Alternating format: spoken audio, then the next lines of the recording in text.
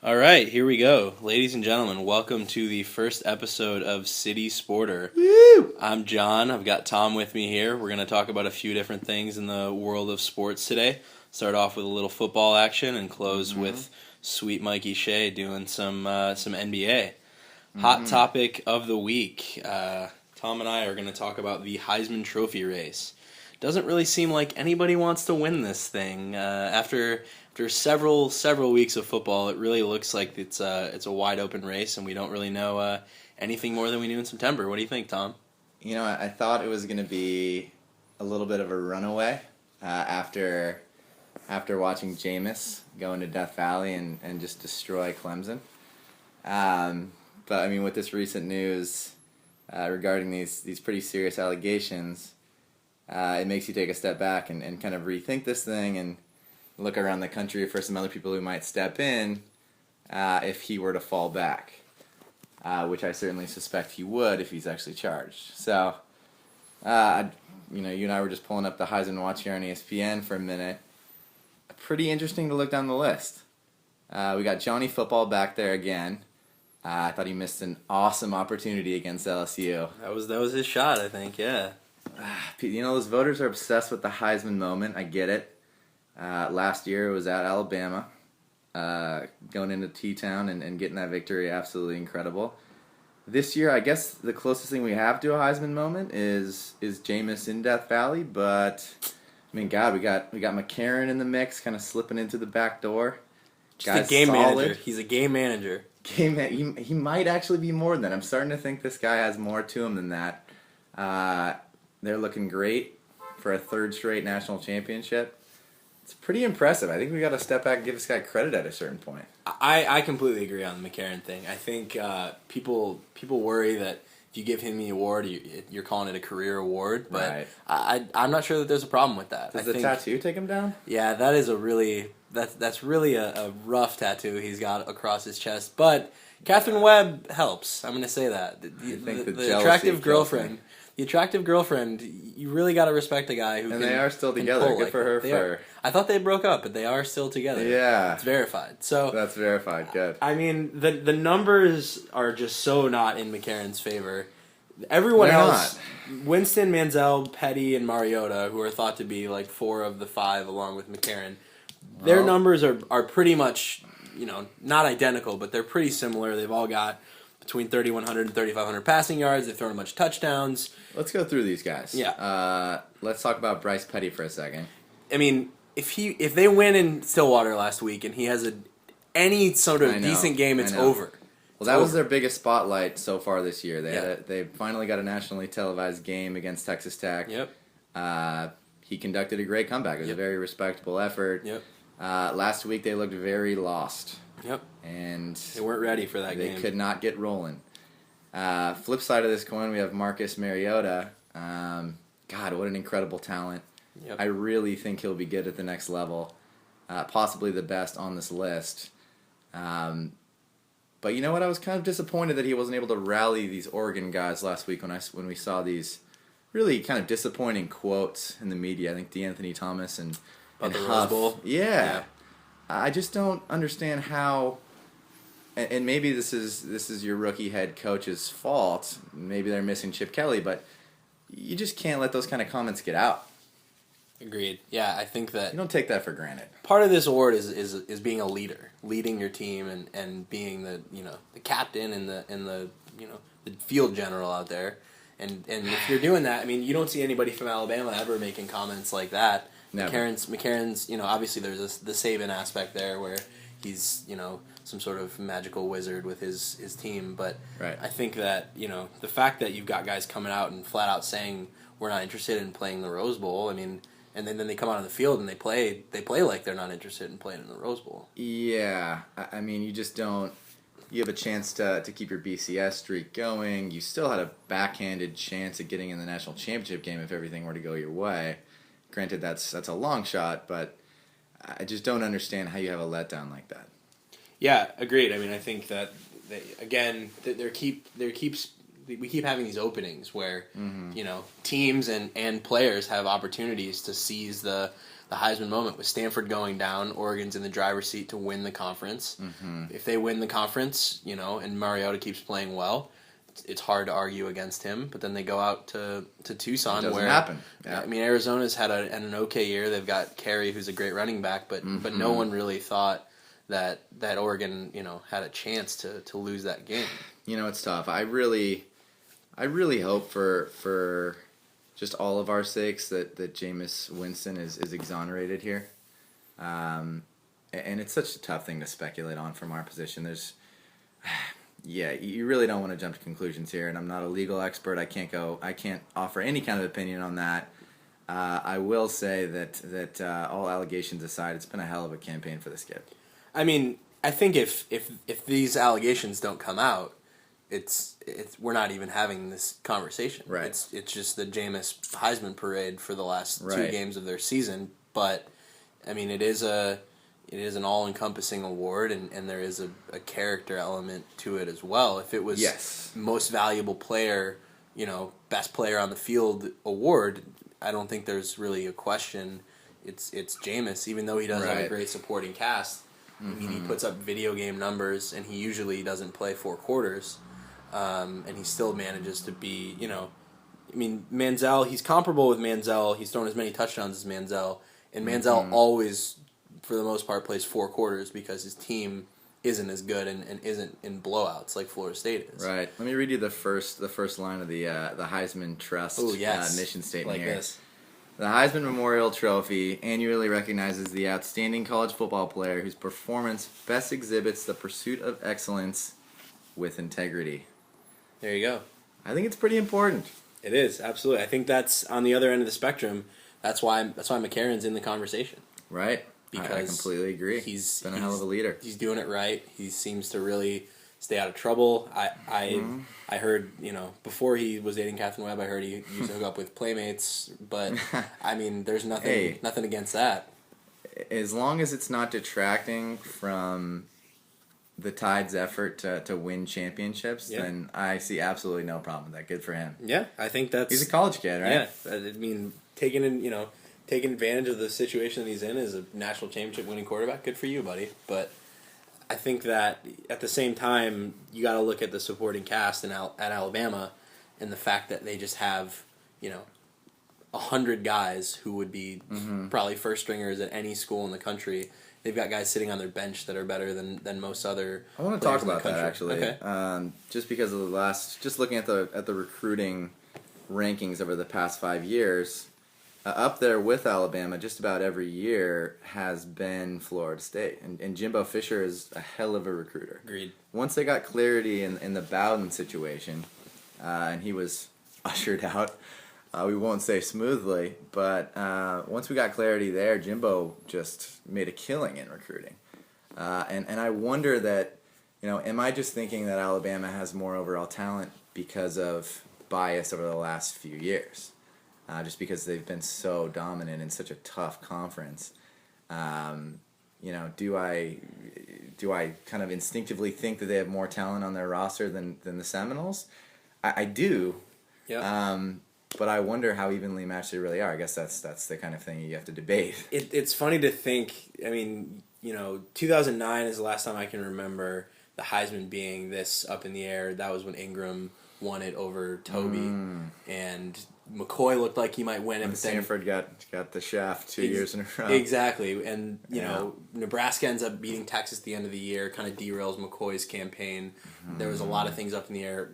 Sue ended up in New York for the ceremony. It was sort of an up-in-the-air Heisman. Yes. And I feel like this is similar to that year, and that I would love for them to wait and give out the Heisman in mid-January, because I feel like we're going to know a lot more about what Florida State's working with in January, because, I think that they are toe-to-toe with Alabama, and they do have that much talent.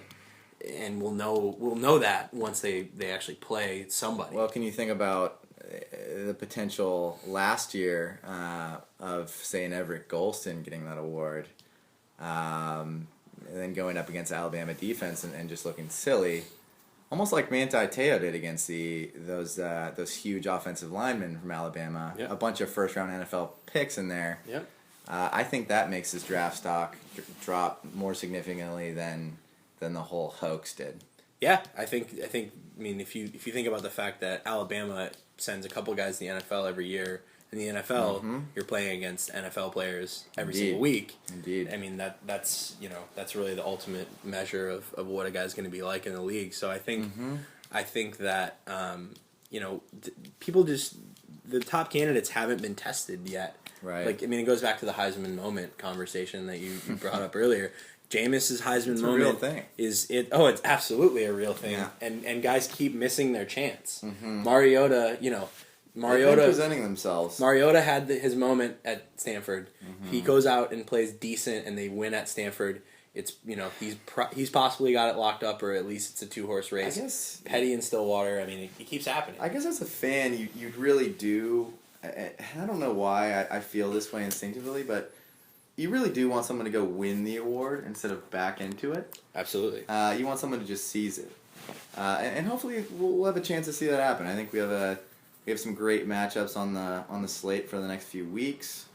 So yeah, we'll see if it can happen. Is Manziel still in the conversation? Do you think at 8-3, they're not going to a BCS game, they're not winning the SEC? I mean, is he still?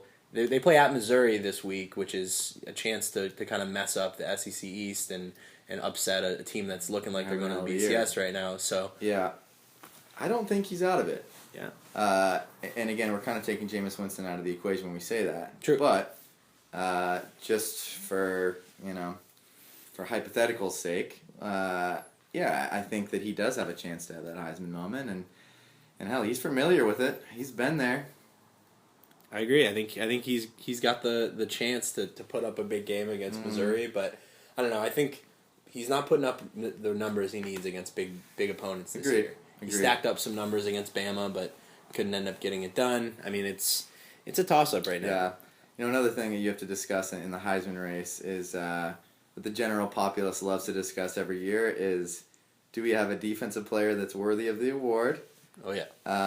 Or do we have a small school guy who can kind of win one for the 99%, if you will? Is this a Jordan Lynch, Derek Carr conversation we're starting right now? See, I guess those are really the two guys that you'd have to talk about when you're having that conversation. God, if you could win the Heisman on one throw, I think Derek Carr did it. Did you see that incredible dime that he dropped?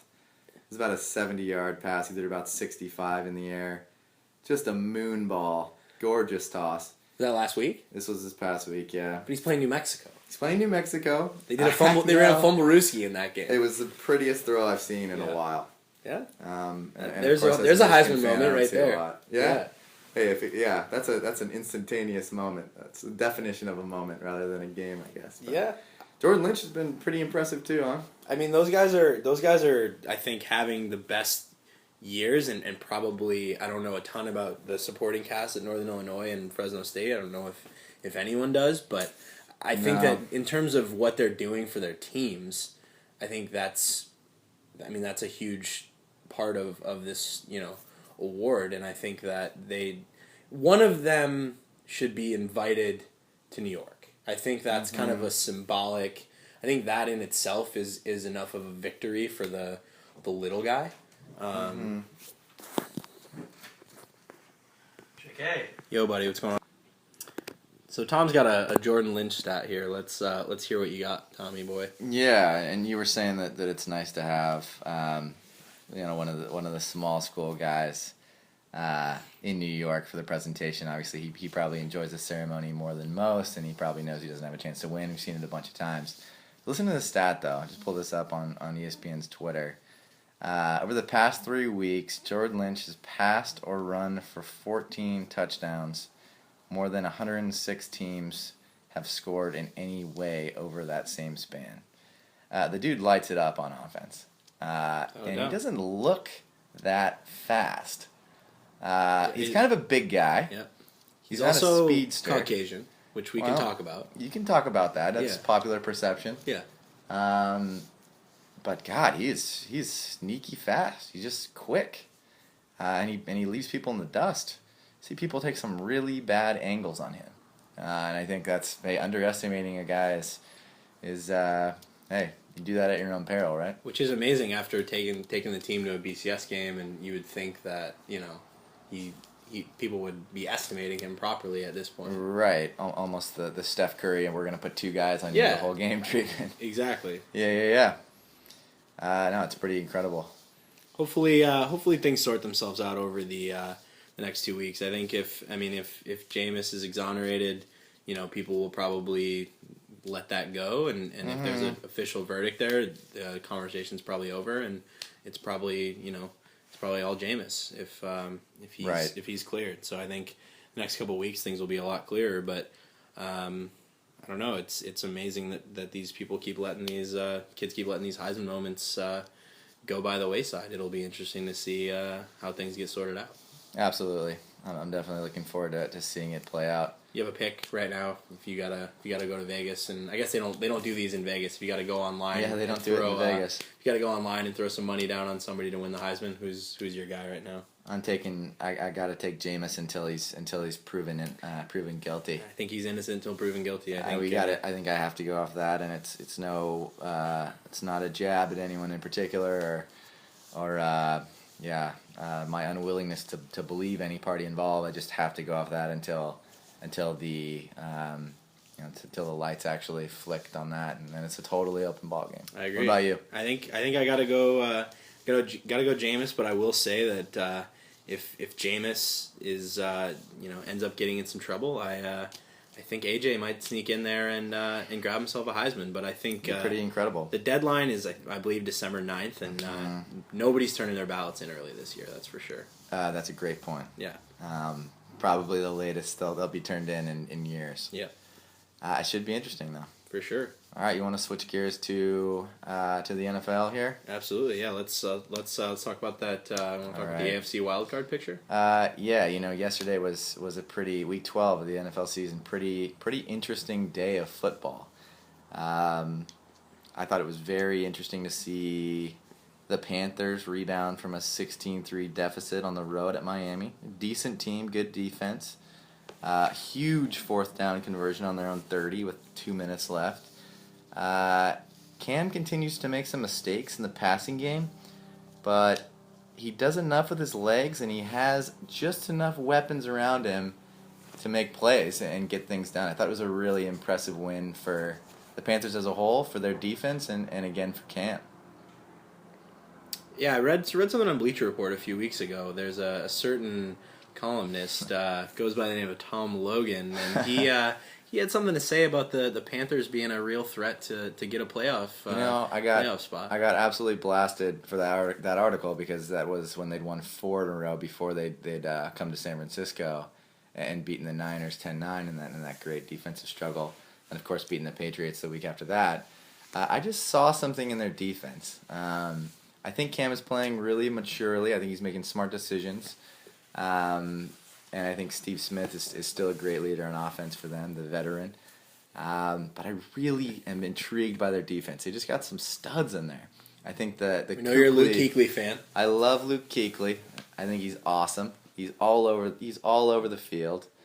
He never gives up on plays. He's involved in seemingly every tackle. Got this Thomas Davis linebacker opposite of him making plays all over the field. I just really like Charles Johnson coming off the end is a beast at the end. I really, not only do I think they'll be a playoff team and be very, very tough come playoff time, I think they still have a chance to beat the Saints in the division. They have 2 more matchups against the Saints, right? 2 matchups against the Saints. It's huge. I think that the Saints are going to lose in Seattle next week. And when that happens, if and when that happens, it's tied down the stretch, essentially. The Saints have 2 losses right now, right? They have 2 losses. Panthers Carolina have 3. Oh, wow. So it's really it's game tight. on. Yeah. It's tight. I feel like it's a tough thing to think about. The Saints have been solid. They go and lose to the Jets, who are all over the map. Right. They're not a Saints Lord aren't. knows what you think about them. Yeah, I mean, I think Saints go to Atlanta and have a tough time, beating that brutally beaten up Atlanta team. They're much better at home. Yeah. They would show me a lot, and it's tough for me to say, hey, this 9-2 football team needs to show me something. But I think they need to go to Seattle and play well. I don't think they necessarily have to win. They have to play well. It's a tough environment, especially for a team that historically struggles on the road, being the Saints. I think, We'll see what they can show us. Moving on in the NFL, I do want to talk about the AFC wildcard race. I'm just totally intrigued by it. You mean where a team that lost to the Jags is currently in a spot for the playoffs? That wasn't too long ago they lost to the Jags either. Yeah, we now have 6 teams at 5 and 6, and it's totally up in the air. We have the Ravens and the Steelers, kind of the old guards of the AFC, if you will. They've been in the playoff picture quite a bit. John Harbaugh's never missed the playoffs as a head coach. Wow. 5 straight seasons. That's amazing. Just a meticulous guy, and through his entire preparation, he's clearly not satisfied with the Super Bowl. He's doing everything he can to power this team back to the playoffs, despite missing just about all of their leadership on defense, which you'd have to say were the primary leaders of the team. So they're interesting. They're right back in the mix. They totally manhandled the Jets last week. I really like the Steelers, too. I think, Ben's starting to find it. Antonio Brown is quietly having an electric year. I believe he's second in the league in receiving now behind some guy in Detroit. Megatron. The Tron, yes. Mr. Action Figure himself. Speaking of the Steelers, I mean, after watching them, beat down on my Lions in Pittsburgh a few weeks ago, I think that really woke me up to them being, a chance. It's still the Steelers that we grew up with, after all. You can't really count out a quarterback with 2 Super Bowls ever. So I think you can't. Yeah. I think Big Ben just has a clutch gene. Whatever that means, I think he's got it. He knows how to power the team coming down the stretch. Tomlin, he's got a Super Bowl. He's been there, done that. He's a class act. He's a class act. And yeah, I would totally agree with your sentiment about the Lions game. They shut him out in the second half. Yep. Which I wasn't expecting after watching the first half. Team with a lot of weapons. Our Lions here, they don't often get shut out in the second half. They don't. After watching Calvin Johnson run all over the field in the first half, I believe he had 180 yards and 2 touchdowns.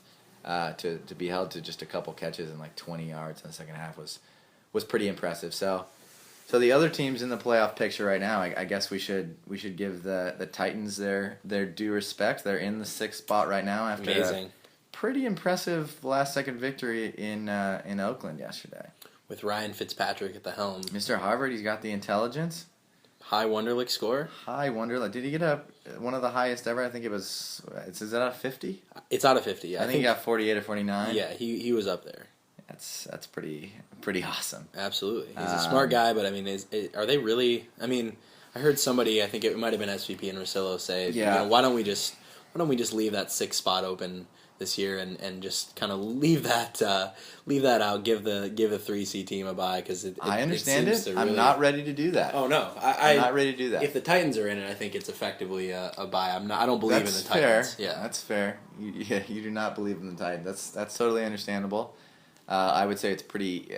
You don't want to completely discount him. I think Rex Ryan's done a really good job with the Jets this year. I think he's, after being on probably the hottest seat coming into the year, I think he's probably totally secure now. Yeah. I think Woody Johnson has seen enough to bring him back. So respect to him. I just don't think that Geno Smith is, I think he might be worse than Mark Sanchez. Which is really something. He's just so inconsistent. It just has to frustrate the hell out of you if you're a Jets fan. I think when he made that fall from, no doubt he's going to be the number 1 overall pick to, being taken by the Jets in the second round. Questions were raised. I think that immediately raises some questions, and I think he might. I mean, he's got time. It's very early on, but he might just be one of those guys that struggles going to the next level. I'll see. I worry about people who are kind of thrown into that starting responsibility right away. I think he's really making some scarring mistakes that he's going to have a hard time getting over in the years to come. Do I think he'll get smarter and learn to not essentially lose games by himself? Yeah, I do. And he's got the element that Mark Sanchez didn't really have. He's a pretty good runner. He can create plays with his legs. But God, as a starting quarterback, you really can't shoot your team in the foot like he has and just lose games on his own. He's really handed some games away, and I also think that kills you. I also think that although having the legs is definitely a plus, I think it also brings up question marks that you don't have with Sanchez, because when Geno starts running all over the field, and he leaves the ball hanging out there, guys Right. pop it out. I mean, I think for a young guy that can also be a negative. So I think he, it's maybe too early to count the Jets out, but good job, Rex Ryan, for winning as many games as you have already. But I've been very impressed by him this year. I think I'm personally looking at the Steelers and Ravens and thinking that whoever gets hottest between those teams seems like they've got a pretty darn good shot at. Who are we leaving out here? There's a lot of teams at 5 and 6. You got Tennessee, Pittsburgh, Baltimore, San Diego. Interesting. They're worth mentioning. Okay. Jets, Miami. So let's talk about San Diego. I mean, winning, beating the Chiefs in that fashion. Yeah. They're putting up points, and I think you can't count them out. But at the same time, playing in that division, I don't know how many games they've got left against Denver and KC, but that's probably worth looking at. I can tell you, yeah. So they're hosting the Bengals this week, and they have the Giants at home after that. Then they're going to Denver, Oakland at home, and then KC at home. Okay, that's not an easy schedule, I wouldn't say. It's not easy, and it's been tough to really know which San Diego team's going to show up on a given week. They have a lot of talent. Rivers is having a great year. It's tough. You gotta wait and see on them. They're kind of one of those teams that you can't kind of peg them as a team that's gonna fall apart or a team that's gonna make a charge. I think we just have to see what happens with that. Nice pun with a charge. Very nice. Yeah, it just kind of came to me quickly there. But yeah, I think they're in danger of losing to Cincinnati next week off a bye. It's a Cincinnati ferocious coming defense. off a bye. Yeah, absolutely. It's a ferocious defense. I think their secondary's been a little spotty. We just saw Alex Smith go for over 303 touchdowns. Speaking of game managers, that's putting up a lot of yards. Absolutely.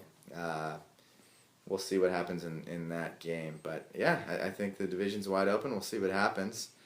But hey, don't quit on that 6 seed. We've seen them make Super Bowl runs, haven't we? Absolutely. I think we can agree that in the AFC there's really only one spot that's up for grabs. The first 5 seem to be spoken for. Either Denver or KC is going to be in that 5 spot. 1 and 5, yep. So if you got to give me a team right now that's going to be traveling to, let's say they're traveling to Indy in the first round. I got to stick by my column last week, which I also got a ton of flack for, but I'm taking the Steelers. I love their experience. I love Big Ben. I like Big Ben more than Flacco down the stretch. And I just like their experience. So I'm taking the Steelers. What about you? I hate to just agree with you because that's super boring. I think it's I think Baltimore, with Harbaugh, I'm not going to count them out. I do think that they really got cornered into taking on what we might find out to be one of the worst contracts in NFL history. They couldn't avoid paying Flacco. I can't blame them for doing it, but I think that it's really gonna turn around and bite them in years to come. I agree with you. I think that ultimately I got to go with the team that's got the better quarterback. Roethlisberger's got 2 Super Bowls, and so I think I'm going to go with the Steelers to go to Indy, and who knows, maybe they make some noise and they win a game. Okay, that's what we got coming up, November 28th. We got the Steelers at the Ravens. Oh, that's a Thanksgiving night game. It's a Thanksgiving game. God bless the NFL for adding that 3rd game on Thanksgiving. Oh, man, now I'm not going to have to hang out with my family at all. This is a dream come true. That is fantastic. Thank you, NFL. What would I do without you? All right, we got... that's a huge game. That's going to be a huge one for sure. Well, Bitter rivals. I'm going to just take quick breaks to grab some turkey, and that'll be pretty much it on Thanksgiving. Right, stuff your face and just lie on the couch and let those guys duke it out. Exactly. Great. Well, it should be interesting. Appreciate the talk, and next up we'll have Mikey talking a little bit of NBA action. All right, thanks, Johnny. All right, City Sporter, episode 1, part 2. This is John back, and I've got Mike here to talk about some NBA action. What's going on, Mike? Not much, John. How you doing, man? Doing good, dude. I'm excited to hear what you got to say about NBA. It's been an exciting couple weeks lately going on in the league. So what's going on? Yeah, first month or so has been pretty exciting in the NBA. Definitely some teams popping out that you wouldn't expect. So I have a few subjects for you today. I'm going to kick it off talking about D. Rose. So brutal for the Chicago fans, man. Unbelievable. Absolutely heartbreaker for any Chicago fan. I know quite a few people that love Chicago, and it's really disappointing to see. But definitely a few things I think that Chicago needs to look at right now, and it's what they're going to do with that team. Overall, it's not a very well put together team. I think you were just saying that at the beginning of the season, people were hyping up Chicago, that they could potentially take the East. I think I saw a couple analysts take them to win it all, which surprising. It's got to be one of the more surprising calls. And if you look at their roster, I got their roster right here. We're looking at Carlos Boozer, which might be one of the worst contracts in the NBA. $15.3 million a year. That's a lot of money. 15.3 for Carlos Boozer, who's at best giving you 15 and 8. Mm-hmm. Really not the contract that you want to see. I think they put a lot into Luol Deng a few years ago that they were kind of looking to get out of him, that he never really came to fruition. They owe him $14.2 million for the rest of the year, but he is in the final year of his contract. I think he could potentially go to another team next year, help as almost like a sixth-man, four-scorer role on a contender like the Clippers or a team like that. They got Joakim Noah at $11 million, Dunleavy at $3 million, Taj Gibson and Heinrich really bolstering the rest of that roster, and to me that's not even close to a playoff team. In the West, in the East, in the East though, it's a whole different story. In the East, it's not that bad, but without D Rose, I don't see them doing much. And I was crunching some numbers today, just to take a look at where D Rose started this season out, and obviously he's not what he used to be. He's not what he was a couple of years ago when he won MVP. Even though he said coming back, he was stronger and better than ever. Yeah, which is I guess that's what you say if you're coming back for an injury. I think he forgot how fast the game is. Yeah. I think he felt a lot better, but he probably hadn't felt that good in a while. And he forgot how fast the NBA game plays. But obviously in the first 10, 12 games, you don't expect his numbers to be back right away, especially from major surgery like that. But we're looking at just under 16 points per game, about 4 assists, 3 rebounds. And I looked through a couple point guards in the NBA, and 2 names came up consistently going on with those numbers. We're looking at Brandon Jennings and Jeremy Lin matching those numbers. And obviously D Rose, that's not his ceiling. That's kind of worse that you're going to get. But tell me that you would feel confident with a team of Brandon Jennings, Carlos Boozer, Luol Deng, Joakim Noah, and Mike Dunleavy. I'm a Pistons fan, and Brandon Jennings is my point guard right now. Yeah. So it's terrifying that he's putting up Brandon Jennings. Jeremy Lin, I don't know what he's done with his shot, but he looks fantastic shooting the 3 ball this year. But I really don't think he's gonna take that team to the playoffs if he's the starting point guard for those Bulls. So I'd say in Chicago you got to blow it up. You gotta get rid of these guys. Try to trade Boozer maybe.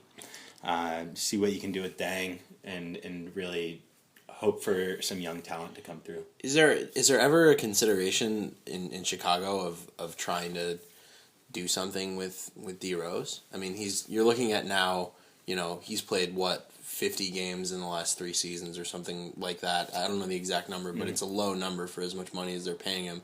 Obviously, he's the cornerstone of the franchise, Chicago kid, but does that get talked about at all? I haven't seen anything about it. I read a few articles today about what exactly they should do, some fill-ins that they could get for the rest of this season to fill in for D Rose.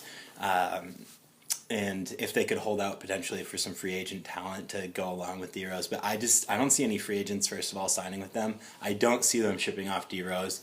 Like you said, he's a Chicago kid. Mm-hmm. He's their MVP. He's really all that they have to stay there. They're not going to be able to get one of those big free agents that they'd need. So might as well stick with D Rose and see what he can give you off this meniscus tear.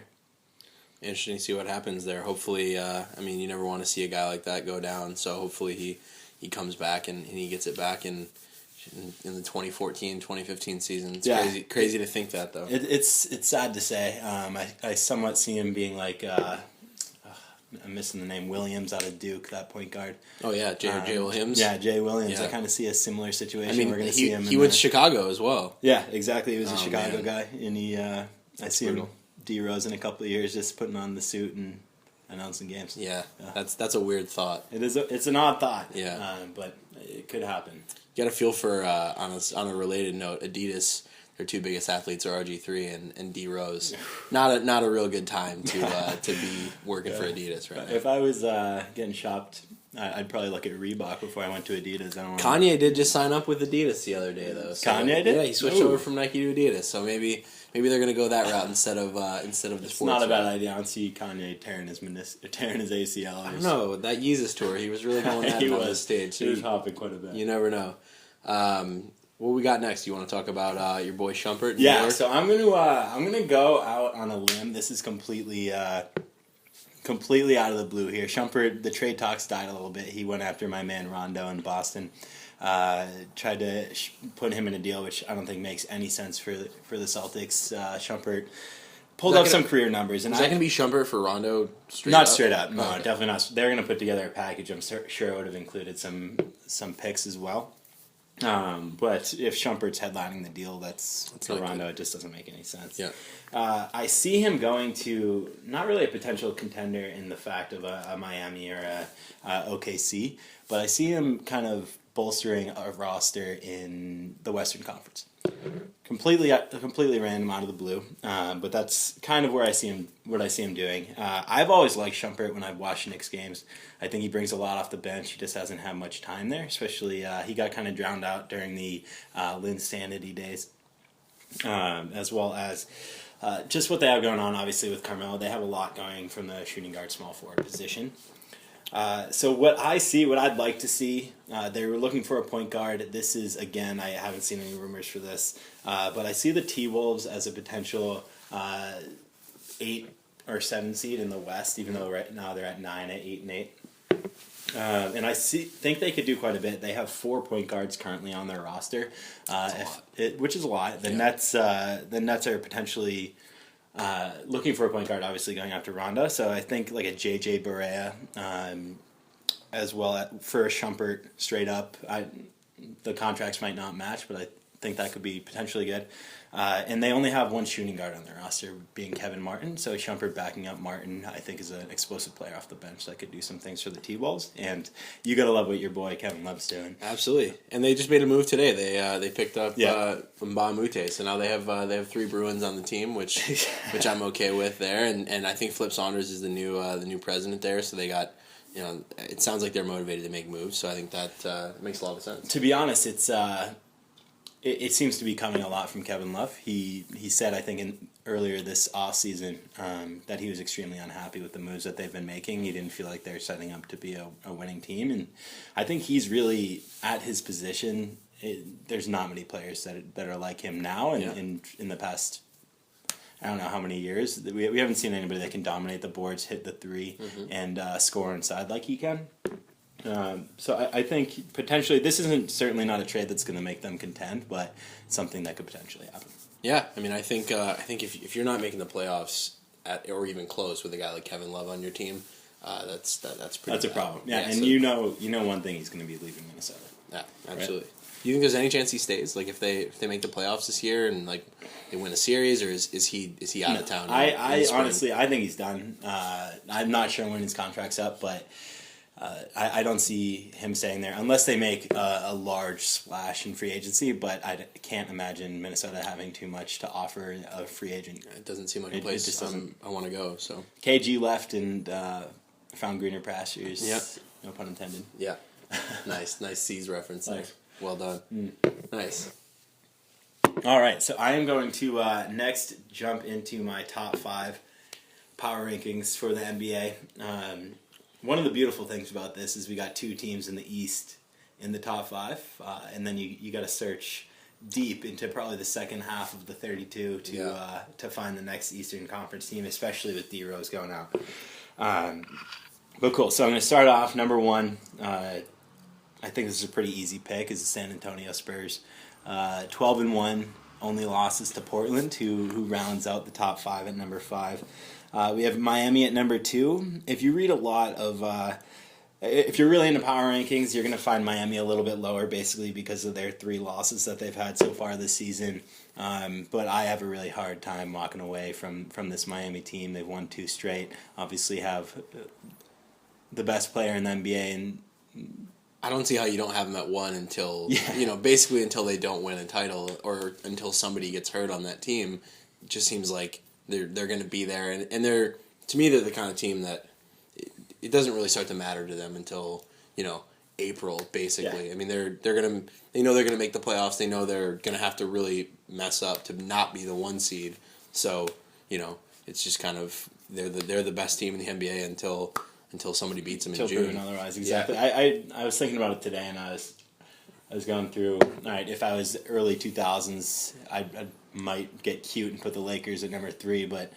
Let's be honest. They were the number 1 team in the NBA. Chicago Bulls in the mid '90s. You're not gonna take them off number 1. But I guess sometimes you gotta get cute. The only reason I put San Antonio at number 1 is they were a Ray Allen 3-pointer away from winning the championship last year. So I think they could potentially contend still against the Heat in the finals this year. But we'll see. Number 3, I've got Indiana. The reason I really like this Indiana team, they have obviously 1 loss, but you're going to strain 13 games and put up a bit of a dud. They have big wins, I think, over Memphis and the New Orleans team, which I think has really come together nicely. So I had them at number 3. OKC is my number 4, and they've lost to Minnesota, Golden State, and the Los Angeles Clippers. That Golden State game was one of the more fun games that I've caught recently, with Russell hitting that 3 and doing what he does and losing on the buzzer beater to Iguodala. Yeah. And that was a lot of fun to watch. I agree. It was a beautiful game. Iguodala hit that nice Kobe looking buzzer beater. But Russell Westbrook, I'm glad you brought him up. Did anybody expect him to be back? Came back early. This quickly? Yeah. I mean, I passed him up in the 3rd and 4th round of a fantasy draft because I thought he was going to be at least a couple months out. Yeah. And I got to say, I'm disappointed. Yeah, he's a stud, man. He's an absolute stud. They're hurting a little bit with Harden gone. I don't think they've found that 3rd guy to really round out that roster, but still, you got to love them. KD is a absolute monster, so you can't really keep them out of the top 5. And then number 5 on the power rankings again is going to be Portland. 11 in a row will get you there. 11 in a row will get you there. They lost to Phoenix, which there's not much going on in Phoenix. Mm-hmm. And then they also have a loss to Houston. Those are their 2 losses. Their only win that I'm really excited about is the win against the Spurs. Of course. Obviously the number 1 team in the league.